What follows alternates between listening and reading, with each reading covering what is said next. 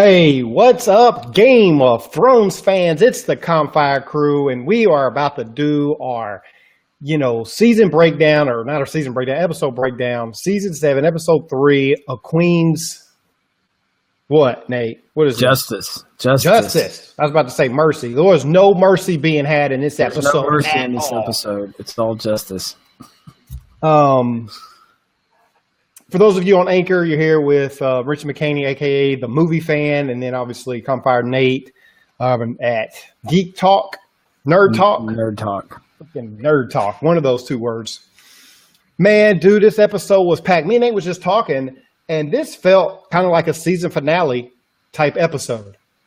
Well, that's kind of the point. Like, I guess this episode finally made up for... I'm not saying the first two episodes were bad. But, when they said that we're going to get a small season, I expected every episode to feel like a finale or premiere. That's what I wanted. I wanted just so much stuff in these episodes. And, we had talked about this before. I said I felt like the first few episodes are going to be real set up for big episodes. And this episode was big. It was a big episode. A lot of things happened. A lot of things, big things. Big things. There were no small moments. Every person they went to was important. Like the least important thing that I think I saw, and I hate saying least important, was when we saw, Jorah. And we're going to get to that. We're going to go in order. Let's go ahead and start out right off the bat. Number one, and that is when Jon Snow lands there at Dragonstone. I love the engagement, him and Tyrion kind of, going back and forth, talking about Tyrion and then was peeing off the mountain. And it was interesting kind of talking about how far they have come. Because he's like, I see you added some scars. Mm-hmm. And he's like, it was a long road. And at that moment, I kind of laughed to myself because I was thinking John should have been like, yeah, I know I died. And come back. Yeah, that's what I was. It's been on a long road. I got stabbed a couple times. I got betrayed and killed and had to fight with a White Walker. Like, I'm thinking about their story and it was interesting, but none of that happens. But anyway, as they're walking, okay, John and Tyrion are talking, and Tyrion, I can't remember what Tyrion said initially, something about Ned maybe, or about being a Stark, and John says, but I'm not a Stark. I mean, the second he got the word out of his mouth, here comes a big old dragon flying over his head, and, he drops down, and they're in amazement looking at it and everything, but you couldn't help but notice it, like, that was a message. I'm not a Stark, that was a dragon. Message. Yeah, I'm not a Stark. Boom, dragon. Dude, I was so excited. I wanted the dragon to stop. Like right then. Like I know they're going to wait and make us wait for it and just build up. But dang it, I'm ready right now.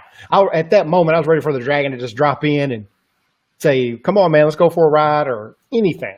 Like I wanted something. But it was, that little scene right there, I was jazzed right off the rip.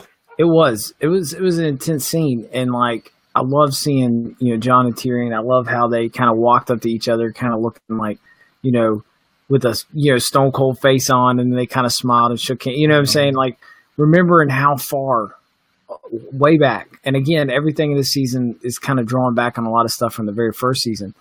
And the fact that, that's how long it's been since they've seen each other, all kinds of stuff like that. I just, he said, it was just that kind of when he mentioned to him, he's like, I see you've got some scars. He could see his, and obviously John's got his scars, but it's not as visible. But I think that's, again, just kind of saying the long road that they've both been through. But part of this scene, which I think also is very important because it didn't make it into our top moments, but it definitely deserves to be mentioned. And that's the conversation between Melisandre and Varys. And yeah, I'm glad that you put to enlighten me on it. So, well, first off, I thought it was interesting because something that people might not know during the filming of this, the actress that plays Melisandre, I forget her name right off the top of my head, but she's pregnant. So they had to do, you could see her wearing these big giant cloaks, just it felt like they're trying to cover it up. But at the same time, I'm pretty sure we probably won't see her much more, if at all, this season. So they kind of gave her a send off, which was interesting, but it was interesting what she said because, Varys does not like He's not like the Lord of Light or the Red Witches or their whole. No, he does not. He has some man parts that were sent into the flames because of it. So he's he's biased. He's got a bias, and he doesn't care. He's going to tell you about it. But what was interesting when she said, she's going to leave, but she said, I'll be back because I'm going to die here. And then she said, you're going to die here too. And I thought that was kind of interesting because I almost kind of felt like when she left, maybe we wouldn't see her anymore at all. Like maybe that was the end of her story because, she was like, I brought fire and ice together. Okay. Just clever play on words. But I thought, okay, well, maybe we won't see her anymore. But then when she said that, I'm like, well, she said, we'll see you next season. She said, yeah, I have to come back and die in this strange land. And I was like, so she's something that's been said where she has to come back and die for some reason. And I was just, and Varys kind of gave me this, sideways look, and it was very subtle. Like it was just like that conversation was like, hey, and like that's how epic this episode was that something like that was said, and it's not even it's a side note to everything else that happened in this. So well, her and him, then she's like, and you too, she did say so that? I missed that. I'm gonna go back and watch this episode. I have to go. She's like, basically, she said, I got to come back because I have to die in this strange land. And so do you, or something like that. So I mean, remember, she sees stuff in the flames, and half the stuff she sees up to this point, we know is bull crap. Only very few stuff. So there's no telling what she saw. But I tell you what, I feel like Game of Thrones is going to end like a Quentin Tarantino film where just about everybody's dead. That's just why I'm almost to the point where it's like, man, everybody's going to die. The Night King is going to take over Westeros or something. Who knows? Yeah, I mean that would be your ending. Basically, you got the Night King sitting on the Iron Throne. Okay, Britain said that in the comment section. Britain did say she said he was going to die too. So okay. He said he had to rewind it. That's kind of what I thought was said there. But moving on to the next point, and that was the meeting of this, Fire and Ice, man. We finally got to see Dany and Jon kind of have their conversation. It was really interesting because it was almost, there's a lot of manufactured moments of tenseness that was taking place. Like everyone was feeling real tense, real kind of not sure what was going to happen. I think that was there to make you feel like at any given time, like Dany was going to be just like, her dad and do the same thing that happened to poor his uncle and kill him, because you just kind of got that vibe, and you saw him. He almost kind of always stood there like he was ready to bolt out the door. I feel like the whole moment lived up to. Oh, it did. You just didn't know. I didn't know what how she was going to respond or how he was going to respond. Were they leave being enemies? I didn't know. The interest was great though. But, we got the name drops. Well, and she definitely, she basically said, this is what I want. And he basically was like, I'm not going to bend the knee, which again, I think was a good thing because that kind of just shows his resolve and that he's not there just to basically jump on the coattails. He has a reason. Mm-hmm. And he's coming there throwing out all this crazy stuff about White Walkers and all this stuff. And obviously, he even says it later in the episode. Yeah, if someone came up and just started throwing all this kind of stuff out there. He kind of gets it. He understands. Do you feel like, in that moment, I kind of felt like, I was like, man, Daenerys is kind of like snooty, I guess. Of course they did the name drop and they were just kind of like, Jon Snow. Yeah, but that's the thing. Like, they were like, I'm the rightful heir. Are you though? Because your family hasn't ruled here for several years because you got overthrown and ran out. So technically you're not the rightful anything. And she just kept this high order, I don't know. I feel like the way she talked to Jon was no different that we've seen her talk to other people. Mm-hmm. So I think that stays true to her character. Even when she met with any other people, but over time, she kind of builds that relationship with him. And obviously she doesn't know Jon from nobody. You know what I'm saying? But you could even see it towards later on in the episode. She kind of melted a little and kind of came down to earth a little bit, stopped throwing in his face, I'm the queen, bow, bow, bow, kind of snootiness that she put up her front. Like she put up her front and then she drops the front to be herself later on in their, as they're talking. But I don't know. There was just a lot, of course, when she went through, and I almost got chills when Davos finally stepped up to defend Jon. Like, Yeah. this man picked him up. Like, I got chills when they said, he is now king of the north. He was like, and it's not his birthright. He has no birthright. He's a bastard. And he was like, he got stabbed in the heart for his men.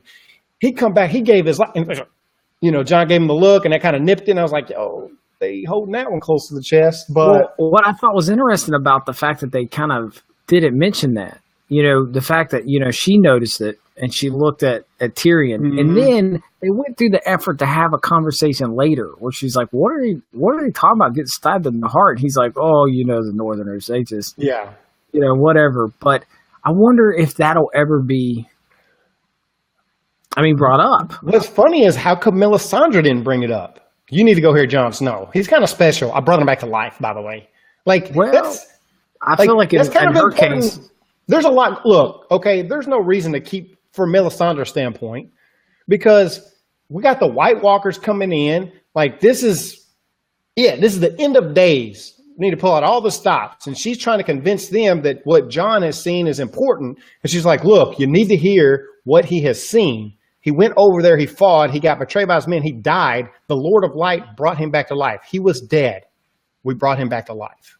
There's something special about him going on here. Like, you just, but I guess for the show standpoint, I understand it. But you got to think about it. Who would be coming from? Coming from a priest, or what most people would look at as like a zealot, saying all these radical things, it's going to look even less. It ain't stopped it before. Yeah, for making these wild claims. And then when Jon comes in and Davos talks about he got stabbed in the heart, like, then it was just like, wait a second, was what Melisandre was saying true? But anyway, I just thought that was like I can see that. That would have maybe played to it a little bit more. But again, I think maybe the reason why she just didn't, I just don't feel like she can be around that much. You know what I'm saying? Like, I feel like she literally was on the verge of popping and having that baby.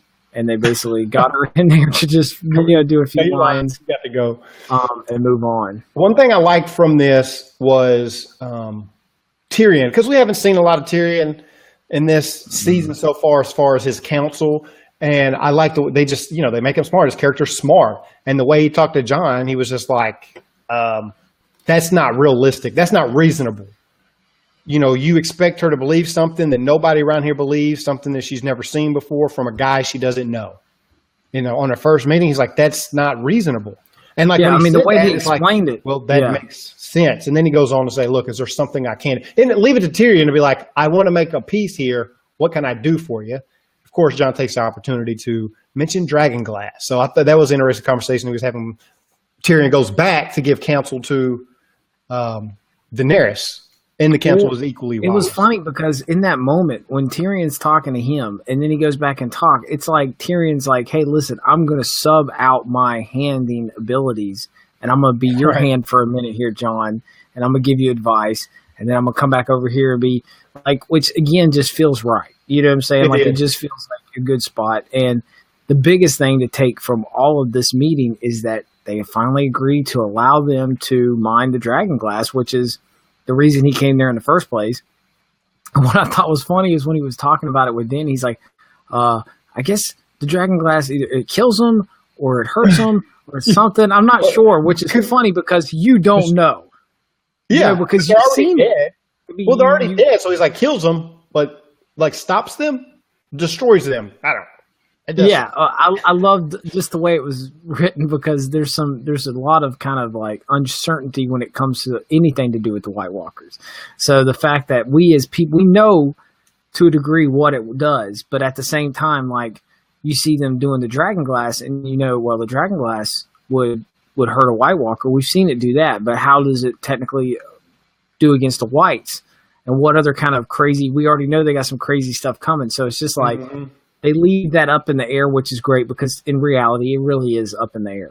Right. Let's go ahead and move on to the next point now that we're off of that. But that was a big point. I mean, Fire and Ice is a build-up. We had to spend time on that. It was awesome. I could probably continue talking about that one scene, but let's move on now. And that is the fact that Euron brings the Sand Snakes to Cersei, brings his prize, chains them up, throws them down in there, and, has a good back and forth there, kind of, again, roasting Jaime. I don't think he realizes he's doing it. He's just, asking Jaime, hey, how does Cersei like it? Does she like a finger in the bum?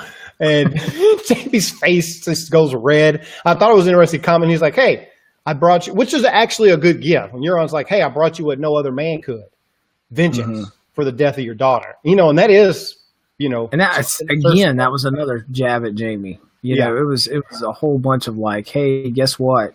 I'm looking really good right now. And she basically says, we're going to, what you want, which is for them to be married. And if once they win the war, which is interesting because that's very, very general. Like we're not going to be specific. When the war ends, but when does the war really end? So I think that's her way of just kind of prolonging it, hoping that he dies and she never has to worry about that coming to fruition. Because as you can see, not too long later on, she's, giving Jaime the royal treatment, and they had their own little special moment there where she basically doesn't give a crap if they're seen. At this point, she's like, I'm the queen. I don't give a crap. Yeah.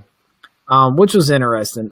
But also tied in that moving to moment number 4 was that she finally gets her revenge, and it was interesting about the poison, the way she used it to kill. I mean, technically, we didn't see her kill anybody. She basically said, Alaria, I'm gonna poison your daughter. She gave her the kiss. You're gonna sit here. You're gonna watch her till she rots away. And we're gonna make sure that we keep the lanterns burning. And we're going to make sure that you're fed so that you're alive to see this, which is interesting because I kind of thought that she would have died. So the whole time that she's, again, something that I mentioned before is that the whole time she's just staring at the mountain like, I can't believe you're still alive. Like, after Oberyn, basically like you're still there. I'm interested to see what happens or what comes of Alaria because technically she's not dead. So I don't know what's going to happen with her. I feel like she's a wild card that we probably won't know nothing about till next season.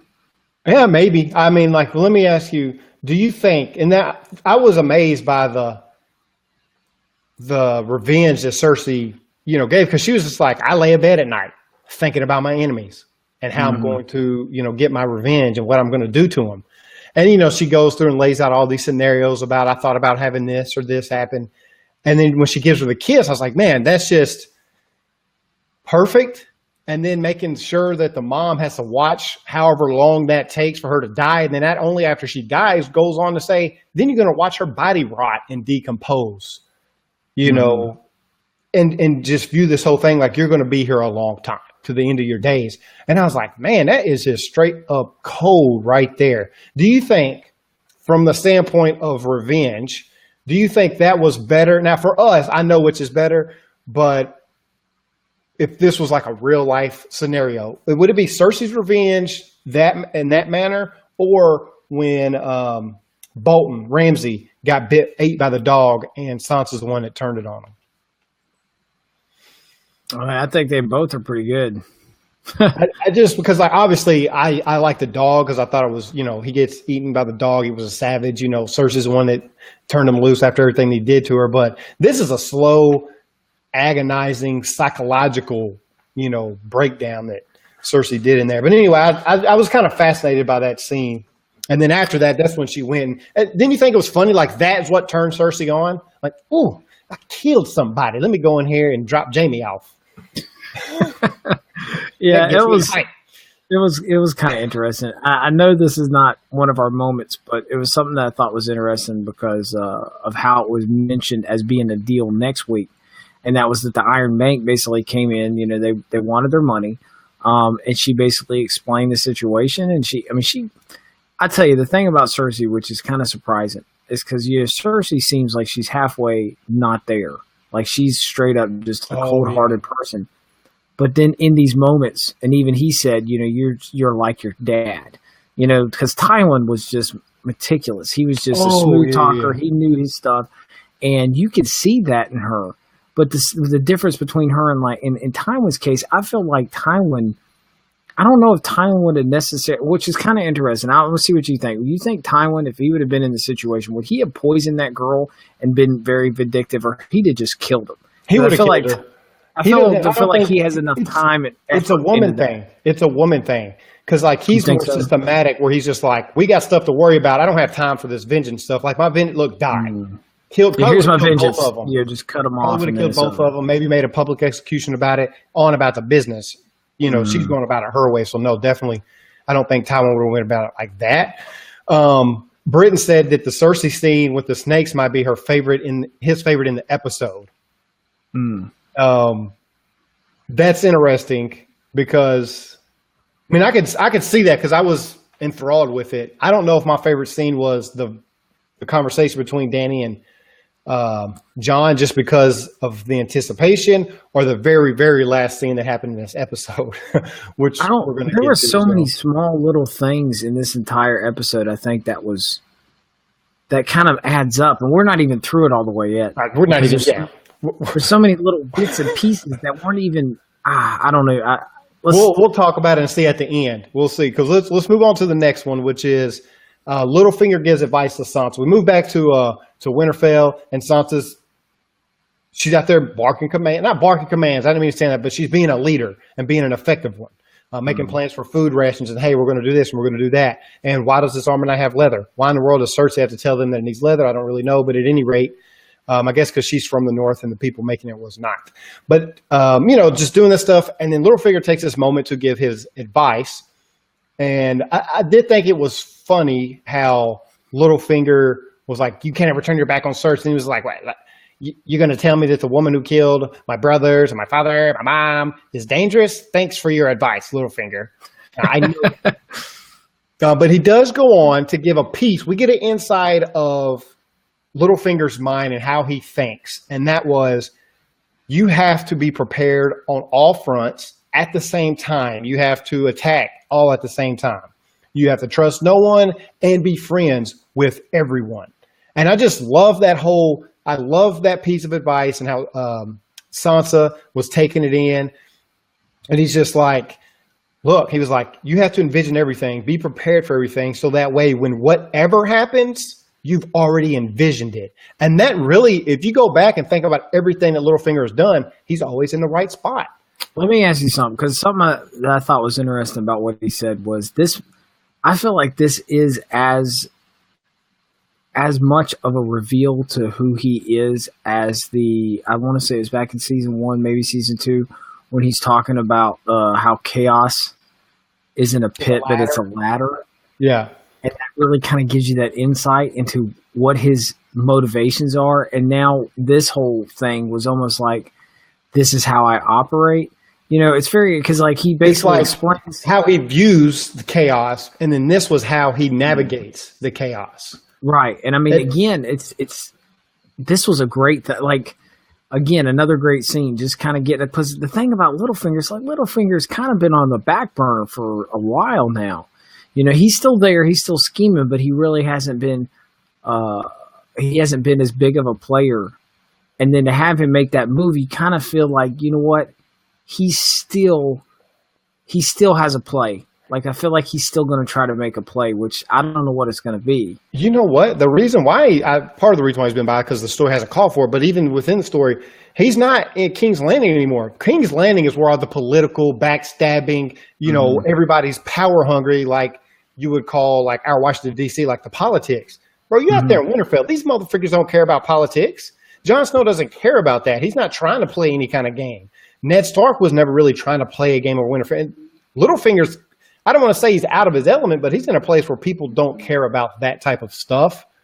And with the threat of the White Walkers, he can try to see everything he wants, but I can tell you right now, he ain't seeing no ice giants coming his way. I know he ain't seeing Bran rolling up in a carriage talking about, I can see everything. And by the way, Jon Snow is, we're going to get to that in just a second. But anyway, there's stuff that he's not going to be able to account for because there's no way he could. So there's going to be some stuff that throw a wrench in whatever plans he's got. But it was another good scene, another insight to the mind of Littlefinger, and I enjoyed it thoroughly. Yeah, it was really good. Moving on to the next moment, and that is Bran. Bran is back. It took him from episode 1 to episode 3 to make it back home. He did not have a jetpack like everybody else did to get from point A to point B in the show, so he had to, poor guy, you would think the one guy who was actually crippled would get to, be able to move from point A to point B fast like everyone else, but he does not. But he's home. And it's that interesting scene between him and Sansa. You could definitely see the emotion on Sansa's face and just to see him, but Bran is not there. I mean, Bran is a three-eyed raven. It's like Bran has completely, utterly, just completely lost touch with reality. No, it's not that. Think about this. I was thinking about this a minute ago. He was very stoic, very like, I'm the Terminator, like, hey, Sansa. He's seen Sansa. Sansa hasn't seen him. He's a three-eyed raven. That's a good idea. He knows what she's been doing. He knows what's going on now. He knows what's going on in the future. So it's emotionally, he's checked out because he's like, I've already seen what's happening. So there's not going to be like, oh, I've missed you. I ain't miss you. I watched you get married. I watched you get raped. I didn't think about that, but you're right. That's a really good insight because he has seen everything that everyone's been doing. So he can't. It's not like he's missed anybody. He's been there for everything. But what I thought was really interesting, and again, there's so many of these little teeny moments that just are very interesting. But when she walks up, she's like, I can't, when they're standing around the tree and she's like, I wish John was here. Oh, he's like, I wish John was here.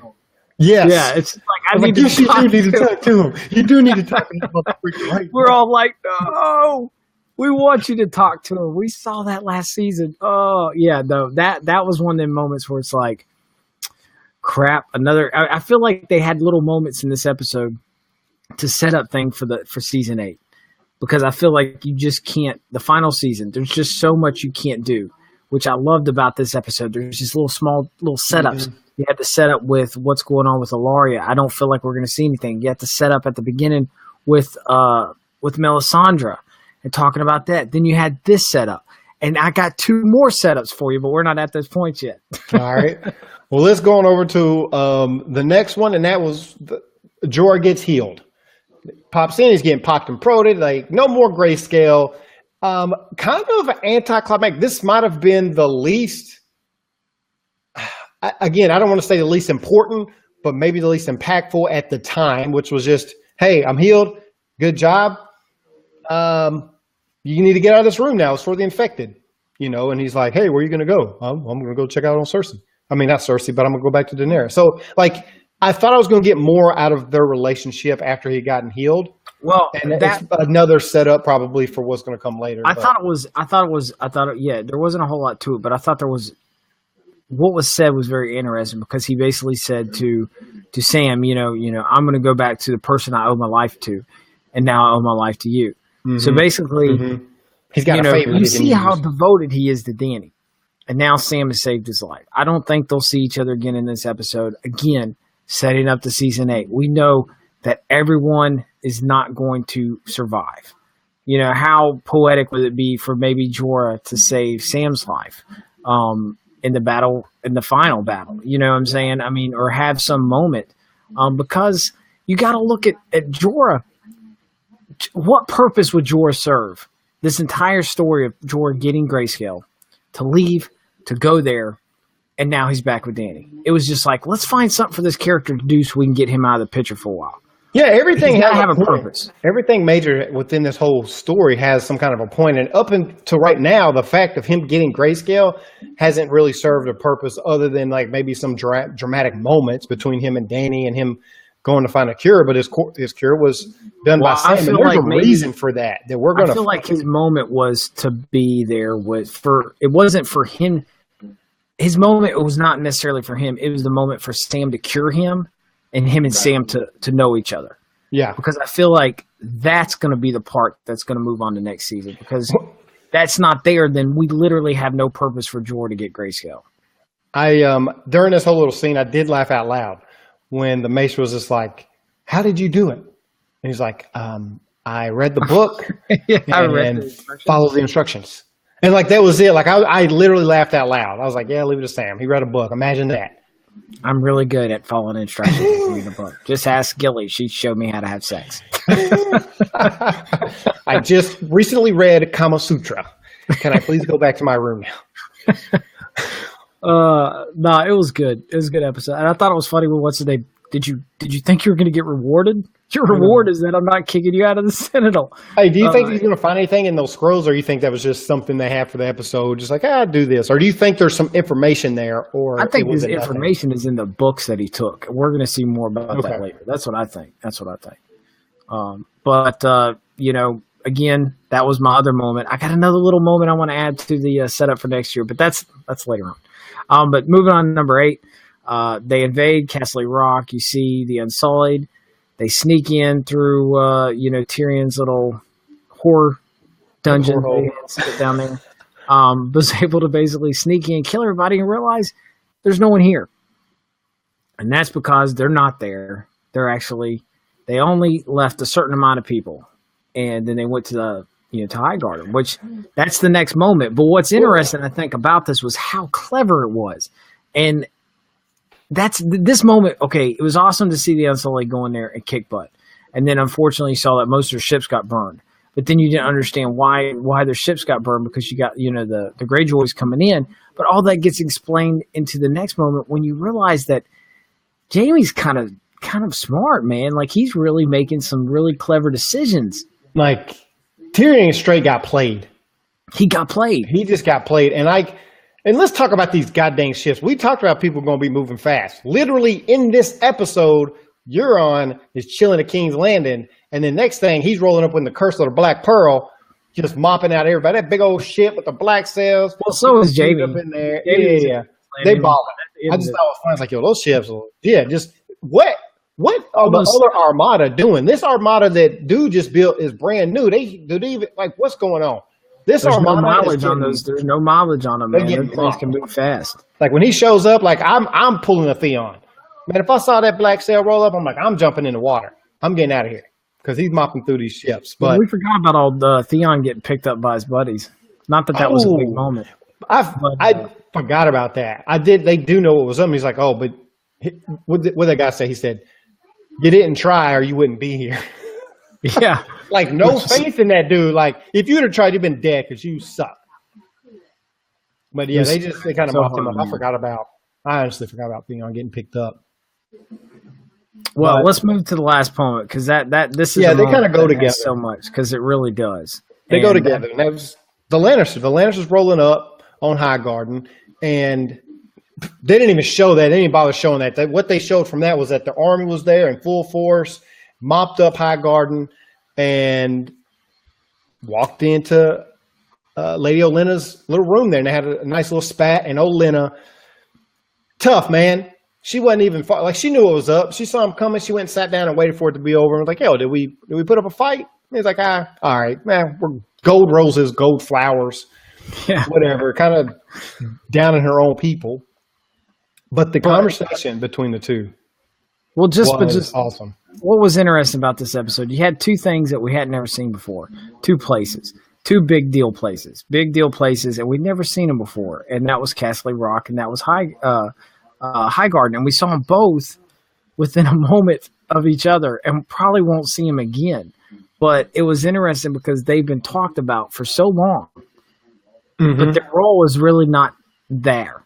You know what I'm saying? They didn't even deserve to have one of those little interesting opening montage of little structure building taking place at the beginning of the episode. They've never been there. Why? Because neither of those places have ever been a big deal as far as where they were. But they've been talked about, which I thought was fun, because I wanted to see what they look like. I mean, obviously they didn't have enough time to really hang out there, but it was cool to kind of see them and see kind of what they envisioned that they would look like. But again, Jaime really, really, being impressive, like his decision making. And then when he explains it, because you kind of figure, at first I kind of thought, okay, well, they just ships in the night. They just missed each other. You know what I'm saying? The Sully was going here, they went here, and it just worked out that way, that they didn't run into each other. But it was actually that he planned it, and that he left just a little people there, and knew that it basically emptied out all their food because he knew they couldn't stay, and said, well, we'll just go back and get it later. That they're not going to be able to hold it. It was just brilliant. Like, it was so brilliant that he had thought that far ahead. And I guess both of them are smart people. We know Tyrion is smart. We knew Jaime was smart, but we didn't realize to this level, which I guess of everything that we see in this is starting to make, Dany's just conquering of Westeros so super easy. Starting to look like it's going to be a lot harder than we thought. This was more than him just being smart. This was him being wise from experience. And this is maybe why this was one of my favorite, because you get to see a side of Jaime. You get to see Tyrion get played, which I like. Tyrion didn't want to see him get played, but that gives credit to what Jaime was able to do. Is like, I pretty much played him. like you'd already said, how he set it up, and realize, like, total chess move. He can have Casterly Rock right now. They can't hold it. We've taken out their ships, so now they've got to actually walk back. You know, they're not going to just get on their ships and sail across. Like, now they're going to be tired. They're going to be out of position. Like, they're not in their home country. Like, there's so much going on with the Unsullied, like her warriors that's away from her, that I found very chilling. You know, and Jamie, he was like, yeah, you know, Rob did the same thing to us. And I learned from it. You know, my father always said about learning from mistakes. And Linda took that opportunity to say, you must learn a lot. You know, just jamming on this man. It was like, I am a slow learner. She got her jabs in. Now, there was a moment in their conversation, which I thought was, again, this is my final little setup for season 8. But they talked about something that we have talked about, you and me, before, about where the heck is Joffrey's, you know. Oh, yeah, where's Sword? Yeah. You know, because we always kind of wonder, you know, because, I mean, they didn't ever show it. They never showed it. He died and he had the sword, and that was just kind of it. And then Jamie we didn't know because, I mean, we know these swords you need the swords. You know, we all need it. You know, we need that Targaryen blade, and it turns out that Jaime's had it. You know, so Jaime has Widow's Wail. I think that was the name that he called it. So now you have a very important sword. Okay, this has nothing to do with it, but again, probably all this setting up to season 8. So you got Jon with a sword. Okay, you got Sam, who stole his father's sword. That's 2. Then you got Jaime now has a sword. What's her name? Brienne has a sword. That's 4. Okay, that's all we have right now. We have 4 swords, but we know they're important. So I find that kind of cool because Jaime is one of those characters I've always liked, and I've always kind of wished he'd get his head out of Cersei's other stuff, you know, and kind of start thinking a little bit.